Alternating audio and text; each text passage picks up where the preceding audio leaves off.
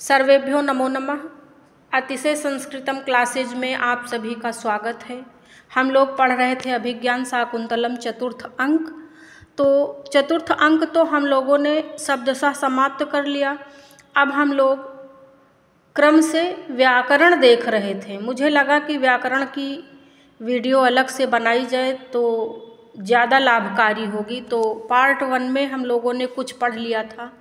आज हम लोग क्रम से पार्ट 2 पढ़ते हैं और इसमें शब्दों के महत्वपूर्ण शब्दों की व्याकरणात्मक टिप्पणी, उपसर्ग, प्रत्यय, समास, कौन सा अलंकार है आदि सभी चीज़ें बताई गई, जो कि आपके संस्कृत के किसी भी एग्ज़ाम के लिए बहुत ही महत्वपूर्ण हैं। और हाँ दोस्तों, अगर वीडियो हमारा अच्छा लगे तो आप लोग लाइक, शेयर और सब्सक्राइब अवश्य करें ताकि नियमित रूप से वीडियो मिलती रहे। कभी कभी ऐसा होता है कि वीडियो नहीं पहुंच पाती है, तो जब आप सब्सक्राइब कर लेंगे तो हमारी वीडियो आप तक अवश्य पहुंचेगी। तो चलिए विलंब न करते हुए हम लोग देखते हैं व्याकरणात्मक टिप्पणी चतुर्थ अंक अभिज्ञान शाकुंतलम। तो हम लोग प्रारंभ किया जाए। प्रकृति वक्रः शब्द है प्रकृति वक्रः। तो प्रकृति वक्रः का अर्थ है स्वभाव से कुटिल। तो प्रकृति वक्रः शब्द किसके लिए प्रयोग किया गया था? हमने वीडियो में पढ़ाया था ना, किसके लिए प्रयोग किया गया था? दुर्वासा के लिए। और किसने कहा था? प्रियंवदा ने कहा था। सखि प्रकृति वक्रः सह कस्य अनुनयम प्रतिगृह्णाति, ऐसा कहा था ना प्रियंवदा ने। अब इसमें समास देख लेते हैं। प्रकृत्या वक्रः तत्पुरुष समास। प्रकृत्या दिव्य उपसंख्यानम वार्तिक से तृतीय विभक्ति है। सपद दुर्वासा के लिए आएगा। जब आप मूल पुस्तक खोल के बैठेंगे तो आप शब्दशः देखते हुए चलेंगे। तो सपद दुर्वासा के लिए आया है। प्रतिगृह्णाति स्वीकार करते हैं, स्वीकार करता है। सानुक्रोशः का अर्थ है दया युक्त। अनुक्रोशेन दयया सह बहुव्रीहि समास। तो सानुक्रोशः में कौन सा समास है? बहुव्रीहि समास है। आगे देखते हैं सानुक्रोशः की व्याकरणात्मक टिप्पणी। अनु धन कृश धन घई प्रत्यय। तो सानुक्रोशः में कौन सी धातु है? कृश धातु है। बहुत बार धातुएं पूछी जाती हैं। व्याकरण बताने का हमने निर्णय इसलिए लिया क्योंकि हमने जब पुस्तक पढ़ाई तो हमने एक एक शब्द की व्याकरण तो बताई है, लेकिन जब वो हमारे पास लिखित रूप में होती है तो गलतियां होने की संभावनाएं कम होती हैं। यही सोच के हमने व्याकरण का भी वीडियो बनाया है और इसमें संपूर्ण चतुर्थ अंक की व्याकरण आपको हमारे वीडियो में मिलेगी, जितने भी व्याकरणात्मक टिप्पणी वाले हैं। फिर है 3 नंबर नेच्छति। न धन इच्छति नेच्छति गुण संधि। अंतर्हितः अंतर्धान हो गए।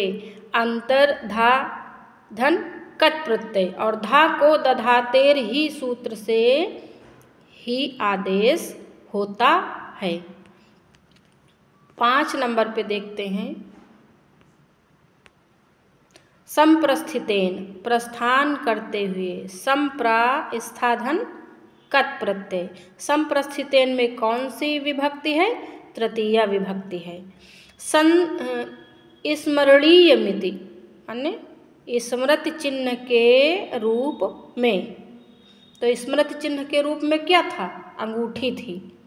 पिनद्धम पहनाया। अपि नहधन कत प्रत्यय। अब देखिए ये बहुत ही इम्पॉर्टेंट है। पिनद्धम की व्याकरणात्मक टिप्पणी पूछ लेंगे क्योंकि ये थोड़ा सा अलग ढंग का है ना।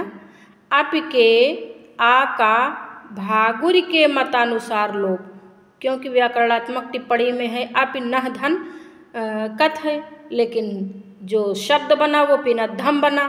तो भागुर के मत से आ का लोप ये बहुत इम्पॉर्टेंट है क्योंकि थोड़ा सा अलग हो जाता है, तो इसे आप लोग अच्छे से समझना। स्वाधीनोपाया शाप निवृत्ति का उपाय उसके पास है। स्वाधीनोपाया शब्द किसके लिए प्रयुक्त हुआ है? शकुंतला के लिए, क्योंकि साप की मुक्ति का उपाय उसके पास है, इसलिए उसे स्वाधीनोपाया कहा गया है साप के लिए। जैसे ही अंगूठी दिखाएंगी वैसे ही साप से मुक्त हो जाएंगी, इसीलिए स्वाधीनोपाया। स्वाधीनः उपायः यस्याः सा बहुव्रीहि समास।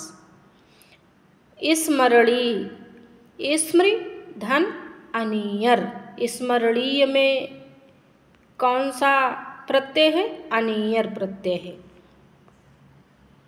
एहि आओ, देव कार्यम, देवानाम कार्यमिति तत्पुरुष समास। देवानाम कार्यमिति तत्पुरुष समास। देव कार्यम में पूछ लेंगे कौन सा समास है, तो देव शब्द की व्याकरण है दिवधन अच प्रत्यय। दिव्यतीति देवः। वाम हस्तोपविहित वदना, जिसने अपने बाएं हाथ पर मुंह रखा हुआ है। पेपर में पूछ लिया जाता है कि जब शकुंतला दुष्यंत की याद में बैठी थी तो किस हाथ पर अपना मुख रखे हुए बैठी थी? तो किस हाथ पर? वाम हस्तोपविहित वदना, बाएं हाथ पर मुख रखी हुई थी। पेज नंबर 2 पे चलते हैं। वाम हस्ते उपहितम वदनम यस्याः सा बहुव्रीहि समास। वाम हस्तोपविहित वदना किसका विशेषण है? शकुंतला का है। समास कौन सा है? बहुव्रीहि समास है। अब देखते हैं इस पद में संधि भी तो है। वाम हस्त धन उपहित वदना गुण संधि। कौन सी संधि है? गुण संधि है। आधन उ मिला है ना, तो आधन उ बराबर ओ। विभावयति, जानती है। नौ, नौ अस्मत् का द्वितीय द्विवचन का रूप है। नौ का अर्थ है हम दोनों, मैं नौ नः, ऐसे रूप चलता है ना विकल्प में, वही है। फिर नंबर 13 रक्षितव्या, रक्ष धन तव्य धन टाप। रक्षितव्या वो कहती है ना, रक्षितव्या खलु प्रकृति पेलवा सखी, ऐसा कहती है ना। कौन कहता है आप लोग बताएं, हमने वीडियो में बता रखा है। और प्रकृति पेलवा, प्रकृत्या पेलवा तत्पुरुष समास।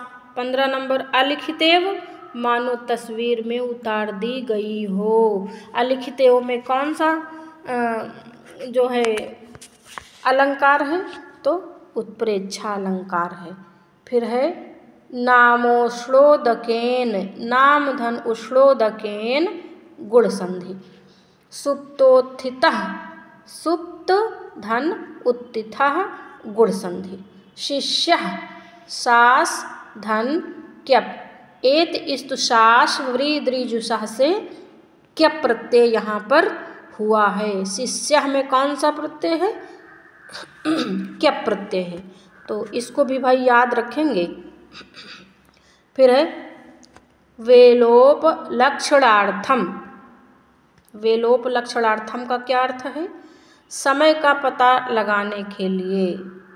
वेलायाः उपलक्षणार्थम, तो समय का पता लगाने के लिए इसका अर्थ होगा। और समास इसमें क्या है? तत्पुरुष समास। वेला का अर्थ ही होता है समय। उपावृत्तेन माने लौटे हुए, तो लौटे हुए कौन थे? लौटे हुए महर्षि कण्व थे। उप धन वृद्ध धन कत प्रत्यय, तो उपावृत्तेन में की व्याकरण है उप, वृद्ध और कत। वृद्ध धातु है, कत प्रत्यय है, उप उपसर्ग है। और एकतः जो पद है उसमें तसिल प्रत्यय है, बहुत ही इम्पॉर्टेंट है, इसे बिल्कुल एकदम रट लो। फिर है औषधि नाम पति, तो औषधि नाम पति कौन है? चंद्रमा है। ओषः पाकः दीप्तिर्वा धीयते अस्यामिति ओष धन्धाधन की। औषधि शब्द वनस्पति मात्र के लिए प्रयुक्त है। चंद्रमा के प्रकाश से औषधियाँ बढ़ती हैं, इसलिए चंद्रमा को औषधीश कहते हैं। ठीक, तो ये वही वाला श्लोक है जिसमें एक शिष्य कण्व का समय का ज्ञान करने के लिए प्रातःकाल जो है उठता है और कहता है हंत प्रभातम याते कतोस्त शिखरम पतिरौषधीनाम, ऐसे है नहीं श्लोक, याते कतोस्त शिखरम पतिरौषधीनाम आविष्कृतो अरुणपुरः सरएकतो अर्कः तेजोद्वयस्य युगपद् व्यसनोदयाभ्याम लोको नियम्यतैव आत्मदशान्तरेषु। तो ये इसी वाले श्लोक की व्याकरणात्मक टिप्पणी अब इस समय चल रही है और इस श्लोक में वसंत तिल का छंद है। तो आइए देखते हैं ना। आविष्कृतः का अर्थ है यहाँ पर कार्य के प्रारंभ अर्थ में कर्तृवाच्य में कत प्रत्यय है। जो आविष्कृतः में कत प्रत्यय है वह किस अर्थ में है? कार्य के प्रारंभ अर्थ में कर्तृवाच्य में। इन सभी बातों को आप लोग ध्यान से पढ़ेंगे ना। और अर्थ है उदित हो रहा। आविष्कृतः का अर्थ है उदित हो रहा है। आविष्कृधन कत प्रत्यय, ठीक। फिर अरुण पुरः सरः, अरुण जिसके आगे चल रहा, अरुणः पुरः सरः यस्य सह बहुब्रीहि। अरुण सूर्य का सारथी है ना, तो वो सूर्य के आगे आगे चलता है। अरुण को सूर्य का सारथी माना गया है। फिर है तेजोद्वयस्य, दो तेजों के युगपद एक साथ। तो दो तेजोद्वयस्य कौन है? एक सूर्य और एक चंद्रमा। पेज नंबर 3 पे चलते हैं।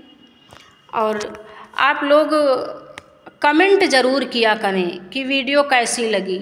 हमें अच्छा लगता है और वीडियो बनाने का फिर और मन करता है कि आप लोगों को वीडियो प्रोवाइड कराया जाए। कम से कम हमारे उत्साहवर्धन में ही कर दिया करें तो हमें भी अच्छा लगेगा ना। व्यसनोदयाभ्याम, अस्त और उदय के द्वारा।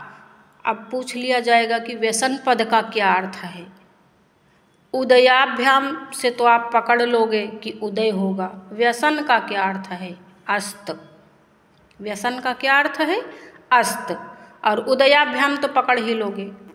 फिर युगपद व्यसनोदयाभ्याम, व्यसनम व्यसनं चा उदयं चा, व्यसनं चा उदयः चा, द्वंद्व समास, व्यसनोदयो। और फिर इसमें संधि भी है, व्यसन धन उदयाभ्याम गुण संधि, ठीक। व्यसनम चा उदयः चा द्वंद्व समास है और गुण संधि है, ठीक। फिर है आत्मदशांतरेषु। अब ये क्या है? आत्मदशांतरेषु, अपने दशा विशेषों में नियंत्रित हैं। कौन? आत्मनः दशानाम अंतराणि तेषु तत्पुरुष समास। आत्मदशा धन अंतरेषु, आत्मदशा धन अंतरेषु कौन सी संधि है? दीर्घ संधि है। और आत्मदशांतरेषु में समास कौन सा है? तत्पुरुष समास है। और ये शब्द किस विभक्ति वचन का है? तो ये सप्तमी विभक्ति का है ना। में पे पर सप्तमी का चिन्ह है ना। फिर है नोट, चंद्र और सूर्य दोनों प्रस्तुत हैं, अतः तुल्य योगिता है, ठीक। फिर चंद्र और सूर्य का उदय और अस्त से संबंध होने से यथासंख्य भी है। यु उत्प्रेक्षा का वाचक है। और छंद कौन सा है? वसंत तिल का छंद। कौन सा है? वसंत तिल का। अब आइए हम लोग देखते हैं, दूसरा श्लोक शुरू हो गया है। ये वाला कौन सा श्लोक है? ये वो वाला है, अंतर्हिते शशि निशयो। इसके बाद ये शिष्य 2 श्लोक बोलता है ना, तो ये श्लोक एक बार याद करा देते हैं आप लोगों को। अंतर्हिते शशि निशैव कुमुदवती में दृष्टिं न नंदयति संसमरणीय शोभा इष्ट प्रवास जनितान्य अबला जनस्य दुखानि नूनं मतिमात्र सुदुः सहानि। तो इसमें भी वसंत तिल का छंद है। इस श्लोक में भी कौन सा छंद है? वसंत तिल का छंद है। बोल कौन रहा है? कण्व का शिष्य बोल रहा है। और बोलने का समय क्या है? प्रातः काल, भोर का समय है कि वो ये जानने के लिए उठा है कि कितनी रात्रि शेष बची है। तो वो कहता है हंत प्रभातम, सुबह हो गई, यानी प्रातः काल का दृश्य है। दृश्य इस श्लोक में कौन सा है? प्रातः काल का है। तो देखते हैं, अंतर्हिते छिप जाने पर, अंतर्धा धन कत, धा को ही आदेश, और किस सूत्र से हुआ ये हमने आगे बताया। कुमुदवती, कुमुद धन डमतुप, गी प्रत्यय। अब देखिए, अब इसको आप लोग ध्यान देंगे, ठीक, थोड़ा सा इम्पॉर्टेंट ये है। और ये दृष्टिम, दृश्य धन तीन प्रत्यय, दृष्टिम में तीन प्रत्यय।